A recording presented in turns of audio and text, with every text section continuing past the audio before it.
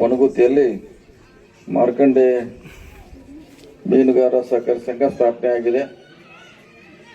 ಇಲ್ಲಿವರೆಗೆ ವೈಯಕ್ತಿಕವಾಗಿ ಇದನ್ನ ಸಹಾಯ ಪಡೆಯುವಂತ ಪ್ರಯತ್ನ ಮಾಡ್ತಾರೆ. ಅಧ್ಯಕ್ಷರು ಹೇಳ್ತಾ ಇದ್ರು, ಈಗ ಅದಕ್ಕೆ ಕಡ್ಡಾಯವಾಗಿ ಸಂಘ ಬೇಕು, ಮೀನುಗಾರ ಸಂಘ. ಅದಕ್ಕೆ ಮನೆಗಳಿರ್ಬೋದು ಅಥವಾ ಮೀನಿನ ಬಲೆ ಇರ್ಬೋದು, ವಾಹನಗಳಿರ್ಬೋದು, ಇನ್ನಿತರ ಹಲವಾರು ಸಹಾಯಗಳನ್ನ ಸಹಕಾರಿ ಸಂಘ ಕೊಡೋದ್ರಿಂದ ಇವತ್ತು ನಾವು ಮೀನುಗಾರ ಸಹಕಾರಿ ಸಂಘ ಮಾಡಿ ಸುಮಾರು 100ಕ್ಕೂ ಹೆಚ್ಚು ಮನೆಗಳನ್ನ ಈ ವರ್ಷ ಅವರು ಪಡೆದಿದ್ದಾರೆ.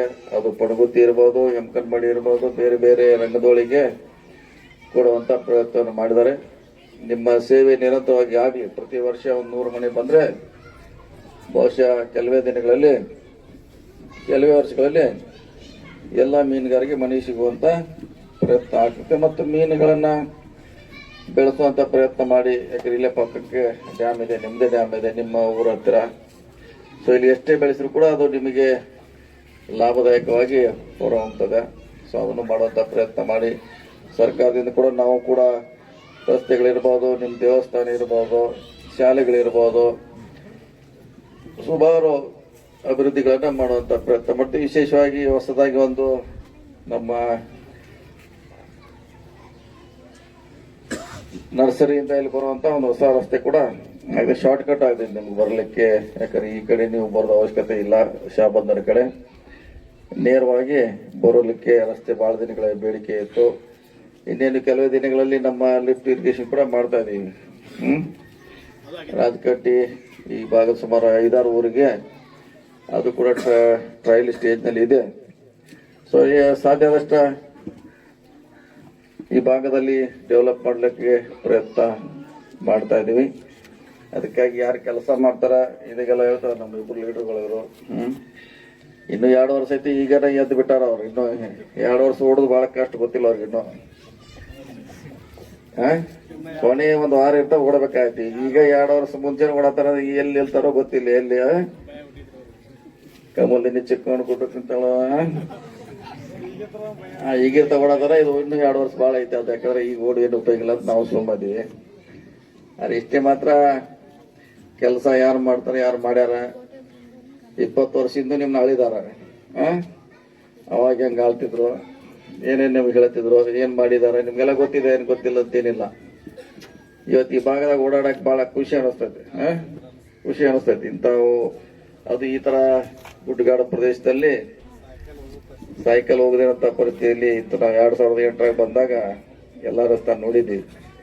ಈಗ ಯಾರ ಬಂದ್ರೆ ಬಹುಶಃ ಖುಷಿ ಪಡ್ತಾರೆ. ಸೊ ಇನ್ನು ಬಹಳಷ್ಟು ಮಾಡುವಂತ ಪ್ರಯತ್ನ ಮಾಡ್ತೀವಿ. ನಮ್ಮ ವಿರೋಧಿಗಳು ಏನು ಹೇಳಿದ್ರು ಕೇಳುವಂತ ಪರಿಸ್ಥಿತಿ ಆಗಿಲ್ಲ. ಮೊದಲಿಂದ ಏನೋ ಹೇಳ್ತಾರೆ, ಹೊಸದೇನಲ್ಲ ಅದು.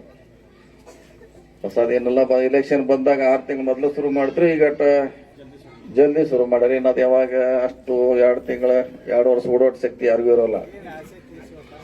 6 ತಿಂಗಳಿರ್ತಾ ಏನಾರ ಸೆಟ್ ಹೊಡಬೇಕಾಗತ್ತೆ. ಅದಕ್ಕಾಗಿ ಈಗ ನಾವು ಸೆಟ್ ಹೊಡೆಯುವಂತ ಅವಶ್ಯಕತೆ ಇಲ್ಲ. ಇನ್ನು ಬರಲ್ಲ. ಸೊ ಈಗ ಬಂದಾಗ ನೀವೆಲ್ಲ ಇದ್ರೆ ನಾವು ಇಲ್ಲಿ ಬರ್ದೆ ನೀವು ಗೆಲ್ಸ್ಕೊಟ್ರಿ. ನಮ್ಗೆ ನಿಮ್ ಕಾನ್ಸ್ಟಿಟ್ಯೂನ್ಸಿಗೆ ಬರ್ದೆ ನಿಮ್ಗೆ ಭೇಟಿ ಆಗದೆ ನಮ್ಮ ಪರವಾಗಿ ನೀವು ಮಾಡಿರಿ.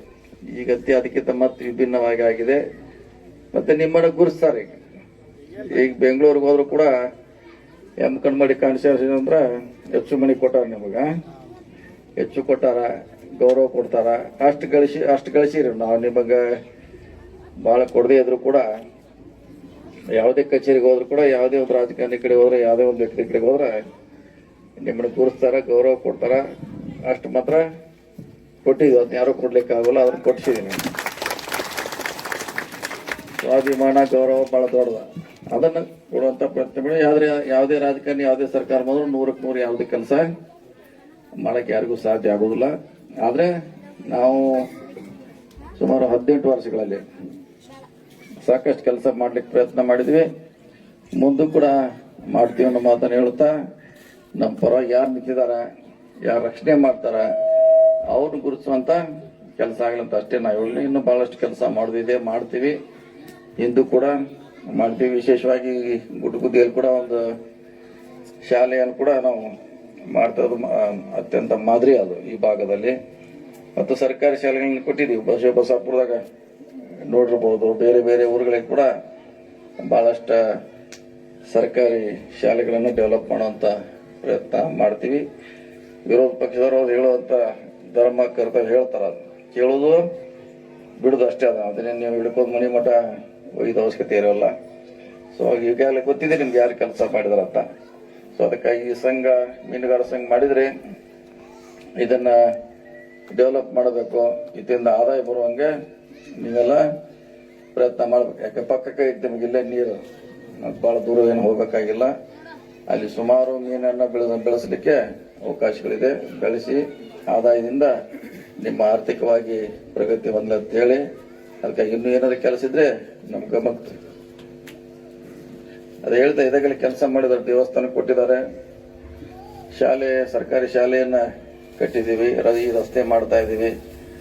ಸುಮಾರು ಕೆಲಸಗಳನ್ನ ನಾವು ಮಾಡುವಂತ ಪ್ರಯತ್ನವನ್ನು ಮಾಡಿದ್ದೇವೆ.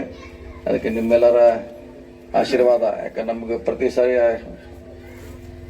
ಎಲ್ಲ ಊರಿಗೆ ಬರ್ಲಿಕ್ಕೆ ಆಗೋಲ್ಲ, ಬರ್ದೇ ಇದ್ರು ಕೂಡ ನಮ್ಮ ಕಾರ್ಯಕರ್ತರು ನಿಮ್ ಕೆಲಸ ಮಾಡ್ತಿರ್ತಾರೆ. ಅದಕ್ಕಾಗಿ ನಾವು ರಾಜ್ಯ ತುಂಬಾ ಸುತ್ತಾಕಬೇಕು. ಜಿಲ್ಲೆ ಕೂಡ ಬಹಳ ದೊಡ್ಡದಾಗಿದೆ, ಹಿಂಗಾಗಿ ಅಲ್ಲೆಲ್ಲ ಓಡಾಡ್ತಿರ್ತೀವಿ.